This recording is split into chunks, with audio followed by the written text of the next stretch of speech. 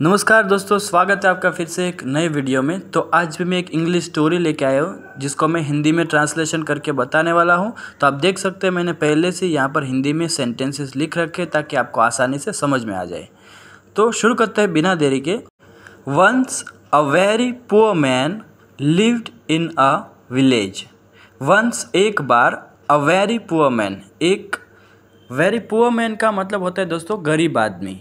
Lived रहता था, इन a village एक गांव में। ही वर्कड वेरी हार्ड, वह क्या करता था, बहुत मेहनत करता था, कड़ी मेहनत करता था ऐसा बोल सकते हैं। द होल डे मतलब कि वह दिन भर बहुत मेहनत करता था। But the wages of his labour could barely feed his family once a day. लेकिन द वेजेस क्या होता है दोस्तों, जो हम मेहनत करते हैं और कमाई होता है उसको बोलते हैं वेजेस, सैलरी पगार बोल सकते हैं। ऑफ हिज लेबर मतलब कि जो वो मजदूरी करता था, मेहनत करता था, उसका जो सैलरी था, कमाई था। Could barely feed his family once a day मतलब कि मुश्किल से क्या होता था, उसका जो परिवार का जो पेट है वो एक बार भर पाता था। मतलब कि दिन में यूजली जो लोग हैं 3 बार खाना खाते हैं, लेकिन इसकी जो सैलरी थी उससे क्या होता था, दिन में सिर्फ एक ही बार उसकी फैमिली को खाना मिलता था ऐसा बोल सकते हैं। तो लेकिन उसकी मेहनत की कमाई से उसके परिवार का एक बार का पेट ही भर पाता था ऐसा बोल सकते हैं। His house was nothing but an old hut with a leaky roof. His house उसका घर, was nothing but an old hut. Hut होता है दोस्तों झोपड़ी, तो उसका घर एक पुरानी झोपड़ी के अलावा कुछ नहीं था। With a leaky roof, leaky roof क्या होता है दोस्तों, जिसकी छत से पानी गिरता हो, मतलब कि छत टपकती हो, उसको बोलते हैं leaky roof. But all through such misery the poor man did not ever complain to God. But लेकिन all through such misery, misery का मतलब होता है दोस्तों कष्ट या तो दुख। लेकिन इतने दुखों के बावजूद द पुअर मैन, जो वो गरीब आदमी था, did not ever complain to God, कभी भी उसने भगवान से, ऊपर वाले से शिकायत नहीं की उसने। He was also thankful for what he had, तो उसके पास जो कुछ भी था उसके लिए वह आभारी था, किसका, ऊपर वाले का।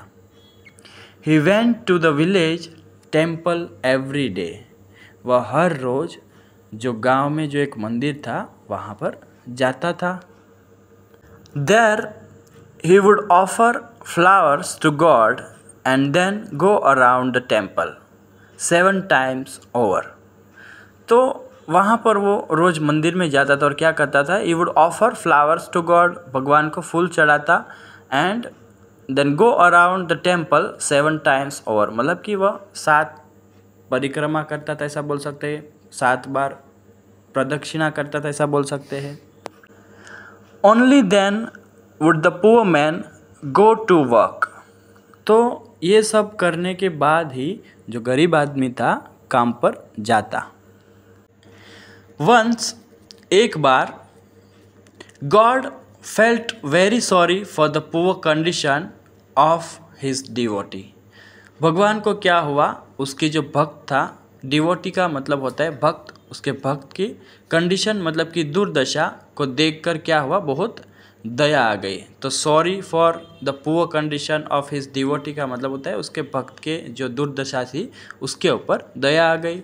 सो ही थॉट, तो उसने सोचा, उन्होंने सोचा भगवान ने, टुमारो, कल, I will keep a bag full of gold coin for him, मैं क्या करूँगा, कल ये जो आदमी है उसके लिए एक बैग रखूँगा, एक थैला रखूँगा, फुल ऑफ गोल्ड कॉइन्स मतलब कि पूरा जो है भरा है, किससे, सोने के सिक्कों से भरा हुआ।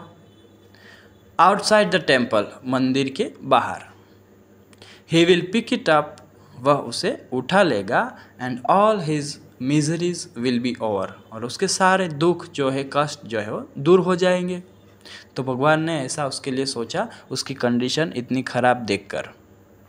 नेक्स्ट मॉर्निंग, अगली सुबह, द डिवोटी डिसाइडेड, भक्त ने फैसला किया, to go around the temple, मंदिर के चारों ओर जाने का, जैसे वो डेली जाता था उसी तरह आज भी जाने का उसने फैसला किया।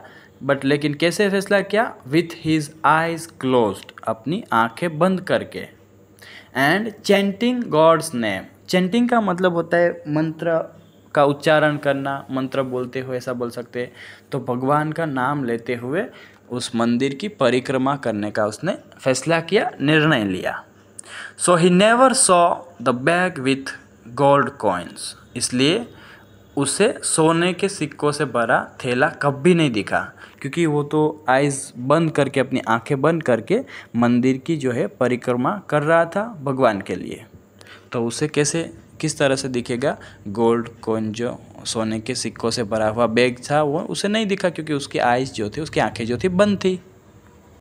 आफ्टर हिज डिपार्चर, उनके जाने के बाद, किसके जाने के बाद? वो जो भक्त था, भक्त जो कर रहा था परिक्रमा, उसके जाने के बाद God took the bag and said, भगवान ने थैला ले लिया और कहा नो वन गेट्स, मतलब कि किसी को भी नहीं मिलता, एनीथिंग, कुछ भी, बिफोर हिज लकी टाइम, उसके या तो अपने भाग्यशाली समय से पहले किसी को भी कुछ नहीं मिलता, और या तो more than his Fortune has in its order, या तो क्या नहीं होता, साथ ही साथ अपने भाग्य से अधिक कुछ नहीं मिलता।